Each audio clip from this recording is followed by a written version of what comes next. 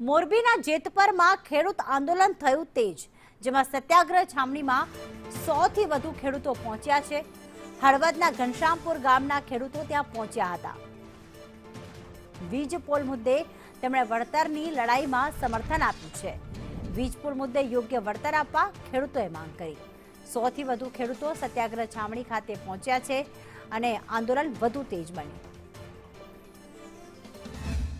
મોરબીના જેતપર ગામે છેલ્લા 3 માસથી ઉપવાસ આંદોલન ચાલી રહ્યા છે અને આંદોલનના પગલે કલેક્ટરને આવેદનપત્ર પણ આપવામાં આવ્યું। હાલ સત્યાગ્રહ છાવણી ચાલી રહી છે। ગુજરાતભરના ખેડૂતો અહીંયા મુલાકાતે પહોંચી રહ્યા છે અને સમર્થન જાહેર કરી રહ્યા છે। આજે હળવદ તાલુકાના ઘનશ્યામપુર ગામના ખેડૂતો પહોંચ્યા છે। આપણે તેમની પાસેથી જાણકારી લઈશું। શા માટે આજે આવ્યા? અમે અત્યારે જેતપર અહીંયા ધૂનમાં આવ્યા છીએ, બરાબર। કારણ કે અમારે ત્યાં બેસ્ટ અમારી કિંમતવાળી જમીન છે, બરાબર।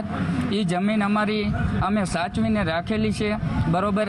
એમાં આ લોકો બળજબરી ટાવર નાખવાની વાત કરે, બરાબર। અમને પૂરું વળતર, અમને પૂરો ન્યાય નથી મળતો, બરાબર।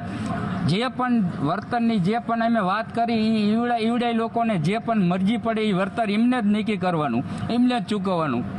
અમારી જમીન છે, અમારી માલિકી છે, છતાં અમારે કોઈ પણ વળતર કહેવાનો અમારો હક જ નથી કે અમારું કોઈ પણ કીધેલો હક રહ્યો એ કોઈ જાતનો કોઈ માન્ય જ નથી રાખતા આ લોકો। ખેડૂતને એવું લાગે કે ના અમને યોગ્ય વળતર મળશે। એક તો આ વીજ લાઈનનો પ્રોબ્લેમ છે, બધાને ખ્યાલ જ છે। અમારે ખુદને જ મારે બગીચો છે દાડમનો। હવે એમાં આજ 8 મહિના 9 મહિનાથી બધા દાડમના ઝાડવા કાઢીને ગયા। એ પ્રમાણે મને 1 રૂપિયાનો હજી વળતર નથી મળ્યું।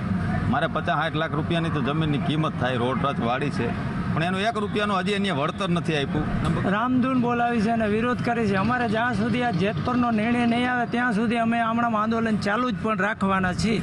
અમે આ ધૂન કરવા આવ્યા છીએ અને આ જ્યાં સુધી નિર્ણય થાય ત્યાં સુધી અમે અહીંયા આવશું, ધૂન કરશું, બરાબર। એટલે ખેડૂતોને જે પ્રશ્ન છે સરકાર સાંભળે ત્યાં સુધી આવશે। અમારે તાર નીચે તાર આવ્યો નીચે હાલી તો આમ ચોટ આવે, આપણને ગમે ત્યાં આમ કામ કરી તો અર્થિંગ આવે અને વળતર તો અમને કંઈ મળતું નથી। ઘનશ્યામપુરના ખેડૂતો અહીંયા સમર્થન આપવા પહોંચ્યા છે, પરંતુ રાજ્ય સરકાર દ્વારા ક્યારે તેમની માંગ સંતોષાશે તે જોવાનું રહ્યું।